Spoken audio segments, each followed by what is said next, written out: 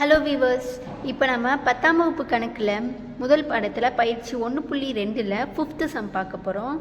இந்த சம்மை பாருங்களே, எனக்கு இதை காட்டியே ஆகணும். அப்படியே எவ்வளோ பெருசாக இருக்குது. ஆனால் இந்த சம்மு அவ்வளோ ஈஸியான சம்மு. இதுதான் இந்த எக்ஸசைஸில் ஈஸியான சம்மு. என்ன கொடுத்துருக்காங்க பார்ப்போமா? ஒரு நிறுவனத்தில் உதவியாளர்கள் ஏ, எழுத்தாளர்கள் சி, மேலாளர்கள் எம் மற்றும் நிர்வாகிகள் இ ஆகிய 4 பிரிவுகளில் பணியாளர்கள் உள்ளனர். ஓகேவா? ஒரு கம்பெனி இருக்குது, ஒரு நிறுவனம்.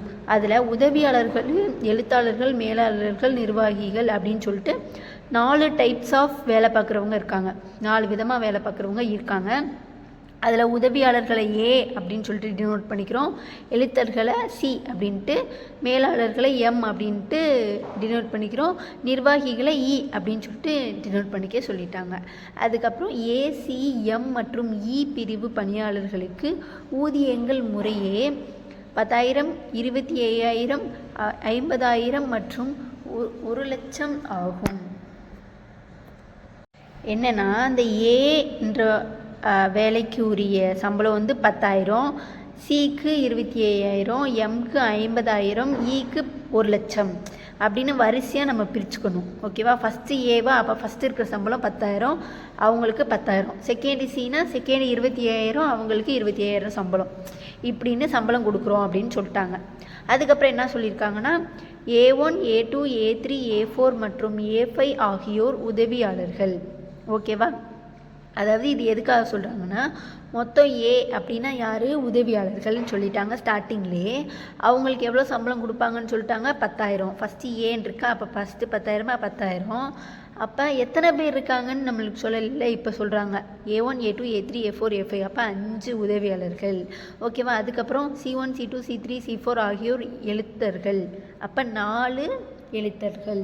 அடுத்து M1, M2, M3 ஆகியோர் மேலாளர்கள், 3 மேலாளர்கள் மற்றும் E1, E2 ஆகியோர் நிர்வாகிகள் ஆவர். ஓகேவா? 2 நிர்வாகிகள். இதை எப்படி எழுத சொல்லியிருக்காங்க? இது இவ்வளோதான் கொஸ்டின். இது வரைக்கும் நம்மளுக்கு கொடுத்துருக்க டீட்டெயில்ஸு. ஓகேவா?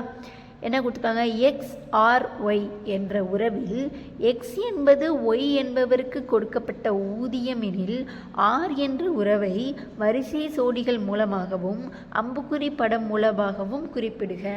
ஓகேவா? என்ன சொல்கிறாங்கன்னா, நம்ம இது எப்படி எந்த மாதிரி உறவாக எடுத்துக்கணும்னா, எக்ஸ் ஆர் ஒய், அதாவது எக்ஸ் கமா ஒய் அந்த உறவில் தான் எழுதணும். ஃபஸ்ட்டு எக்ஸ் அப்புறம் ஒய், அப்படி தான் எழுதணும். எக்ஸுன்றது என்னதுன்னா, எக்ஸ் என்பது ஒய் என்பவருக்கு, ஒய் என்பவருக்குன்னா அப்போ ஒய்ன்றது ஒரு பர்சன், ஒரு நபர். ஓகேவா? அப்போ ஒய் எக்ஸ் என்ன சொல்லியிருக்காங்க? என்பவருக்கு கொடுக்கப்பட்ட ஊதியம். அப்போ எக்ஸுன்றது ஒரு சம்பளம். ஓகேவா? இது எக்ஸில் சம்பளம், பக்கத்தில் அவங்க யாருக்கு சம்பளம், யாருக்கு, இப்படி தான் எழுத போகிறோம். ஓகேவா? இதை இந்த உறவை வரிசை சோடியாகவும் எழுதணும், அம்புக்குறி படமாகவும் எழுதணும். ஈஸினா ஈஸி, அப்படி ஒரு ஈஸி. ஓகேவா? எழுதுவோமா? ஃபஸ்ட்டு எப்படி எழுதுவோம்? வரிசை சோடியாக தானே எழுத சொல்லியிருக்காங்க. வரிசை சோடியை எழுதுவோம். ஃபஸ்ட்டு 6 எப்படி எழுதணும்னா, எக்ஸ் ஆர் ஒய் தானே. அப்போ ஃபஸ்ட்டு எக்ஸ்னால் அது மெம்பர், அதாவது நபர், எக்ஸ்னா ஊதியம், ஒய்னா மெம்பர், ஒய் என்பவருக்கு கொடுக்கப்பட்ட ஊதியம் தான் எக்ஸு. ஓகேவா? ஊதியம்னா எக்ஸு. அப்போ 10,000 யாருக்கு தருவாங்க? A1க்கு. ஓகேவா? A1க்கு. அடுத்து 10,000 மொத்தம் 5 பேருக்கு தரணும்ல. A1க்கு கொடுத்துட்டோம். அடுத்து A2க்கு, அடுத்து A3க்கு, அடுத்து A4க்கு,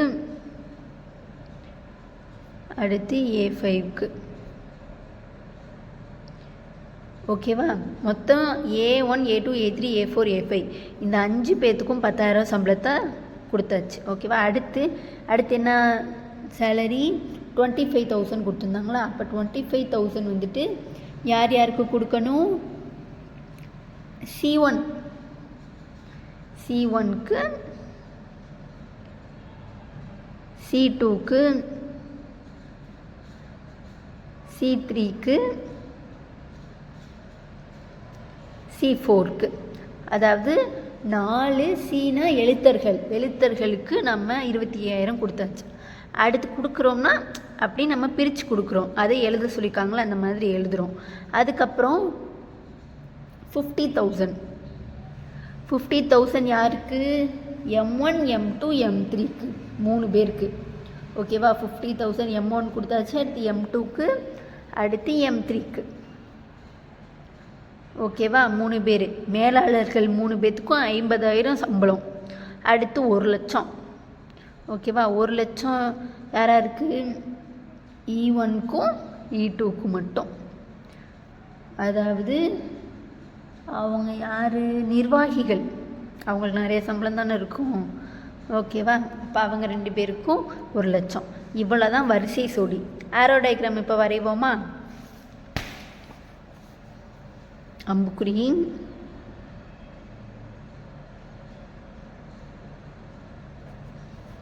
அம்புக்குறியில் ஃபஸ்ட்டு எக்ஸ் எழுதிக்குருவோம், இங்கிட்டு ஒய் எழுதிக்குருவோம். எக்ஸில் என்ன எழுத சொல்லியிருக்காங்க கொஸ்டின்லேயே? சம்பளத்தை மட்டும்தான் எழுதணும். சம்பளம் எது எது? 10,000, 25,000, 50,000, 1,00,000. ஓகேவா? இங்கிட்டு A1 A2 A3 A4 A5 அப்படின்ட்டு 5 பேர். அடுத்து C1 C2 C3 C4ன்ட்டு 4 பேர். மேனேஜர் 1 2 3ன்னு 3 பேர். அடுத்து எக்ஸிக்யூட்டிவ் ஆஃபீஸர், அதாவது நிர்வாகிகள் 1 2. ஓகேவா? இப்போ எக்ஸில் வருமானத்தை எழுதியாச்சு, ஒய்யில் யார் யாருக்கு கொடுக்க போகிறோன்னு எழுதியாச்சு, அதாவது கொஸ்டினில் கொடுத்ததை வச்சு. ஓகேவா? இப்போ 10,000 யாராருக்கு? A1 A2 A3 A4 A5. ஓகேவா? கொடுத்தாச்சு. 5 பேருக்கா? அப்போ இப்படி வரைஞ்சிடணும். அடுத்து 25,000 யாராருக்கு? C1 C2 C3 C4. ஓகேவா? இந்த 4 பேர்த்துக்கும்.